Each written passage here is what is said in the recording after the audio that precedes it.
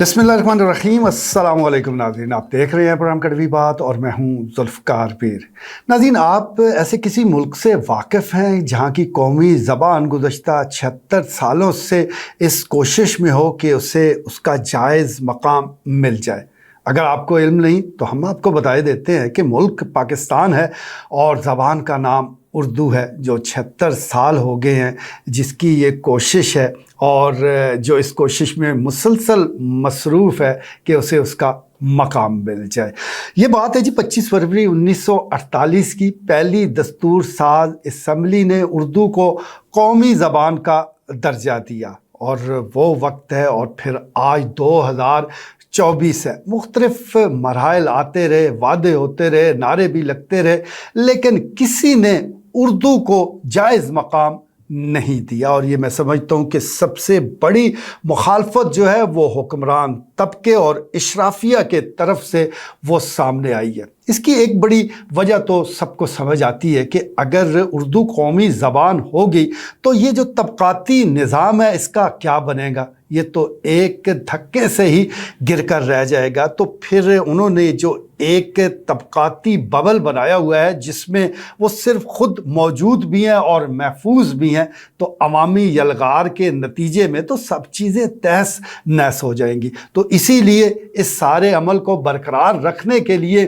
اردو کو جائز مقام نہیں دیا جا رہا۔ پہلی دستور ساز اسمبلی کے حوالے سے تو میں نے آپ کو بتا دیا، اس حوالے سے بابائے قوم قائد اعظم محمد علی جناح نے بھی 21 مارچ 1948 کو ڈھاکہ میں خطاب کیا، اور اس میں بھی انہوں نے واضح طور پر بتا دیا کہ ہماری قومی زبان اردو ہوگی، کیونکہ پورے ملک کو ایک متحد رکھنے کے لیے، ایک چیز میں باندھنے کے لیے کوئی نہ کوئی چیز ہونا ایسی ضروری ہے کہ جو سب کو باندھ کر رکھے، متحد رکھے۔ تو یہ زبان ہی ہوتی ہے کہ جو قوموں کو متحد رکھتی ہے، اور اردو کو انہوں نے اس حوالے سے ان کا یہ کہنا تھا کہ اردو ہماری قومی زبان ہوگی جو کہ ہمارے اتحاد کی علامت ہوگی۔ لیکن یہاں کون سننے والا ہے؟ کون کسی کی سنتا ہے؟ یہاں تو سپریم کورٹ آف پاکستان کی کوئی نہیں سن رہا، جس نے 2015 میں یہ فیصلہ دیا کہ اب اس قومی زبان کو سرکاری زبان میں تبدیل کیا جائے۔ لیکن سپریم کورٹ آف پاکستان کے حکم کو بھی گزرے کئی سال ہو گئے، ابھی تک اس سلسلے میں کوئی تگ و دو نہیں کی جا رہی۔ سپریم کورٹ آف پاکستان کو بھی چھوڑے، اپنے آئین کو دیکھ لیں۔ آئین کا آرٹیکل ہے جی 251، جس میں یہ واضح طور پر لکھا گیا ہے کہ 15 برس کے اندر اندر جو اردو ہے اس کو سرکاری زبان کا درجہ مل جائے گا، یعنی تمام خط و کتابت، تمام سرکاری معاملات اردو میں ہوا کریں گے۔ آپ دیکھ لیں کئی 15 سال گزر گئے لیکن ایسا نہیں ہو پایا۔ اب یہ ساری چیزیں ہمیں بتا رہی ہیں کہ اندھیر ہی اندھیر ہے، لیکن زیادہ اندھیر نہیں ہے، کیونکہ اب بھی ایسے لوگ موجود ہیں جو اس قومی زبان کو اس کا جائز مقام دلوانے کے لیے وہ میدان میں موجود ہیں۔ وہ قریہ قریہ، شہر شہر، قصبہ قصبہ جا رہے ہیں اور اردو کے حوالے سے جو رائے عامہ ہے اس کو ہموار کر رہے ہیں، کیونکہ آخر کار یہ عوامی زبان ہے تو اس کا تحفظ بھی عوام نے کرنا ہے۔ فورم ہے جی پاکستان قومی زبان تحریک، جو کہ پورے ملک میں پھیلی ہوئی ہے۔ گزشتہ روز اس کے جو عہدیدار ہیں، جس میں مرکزی صدر محمد جمیل بھٹی، نائب صدر پروفیسر سلیم ہاشمی، شعبہ خواتین کی صدر محترمہ فاطمہ قبر صاحبہ، اور شعبہ نوجوان کے صدر ذیشان بیگ شامل ہیں، یہ وفد کی شکل میں چکوال پریس کلب میں تشریف لائے۔ مقصد یہی تھا کہ پریس کے ذریعے، میڈیا کے ذریعے عوام تک اپنی بات پہنچائی جائے کہ اردو کے حوالے سے وہ کوشش کریں، جستجو کریں، بات کریں، اور ان لوگوں تک یہ مطالبہ پہنچائیں جن کی یہ ذمہ داری ہے، جن کی یہ قومی ذمہ داری ہے کہ اردو کو اس کا جائز مقام دیا جائے۔ تو یہ تمام لوگ تشریف لائے، ان کا پرتپاک استقبال کیا گیا، اور استقبال ہونا بھی چاہیے، کیونکہ اس وقت میں سمجھتا ہوں کہ جو तफरक़ात हमें इस वक्त मुल्क में नज़र आ रहे हैं, जो एक तफरीक है, जो लसानी बुनियादों पर है, जो मजहबी बुनियादों पर है, जो सियासी बुनियादों पर है, इसमें अगर एक चीज़ हमें जोड़ सकती है तो यही उर्दू कौमी ज़बान है। ये अगर इसको इसका जायज़ मकाम मिल जाए तो आप यकीन जानिए बहुत से हमारे मसाइल हल हो सकते हैं। हर मुल्क में, हर इलाके में एक माँ बोली ज़रूर होती है, होनी भी चाहिए। उसको आप ये नहीं कह सकते कि उसको आपने कोई रद्द करना है,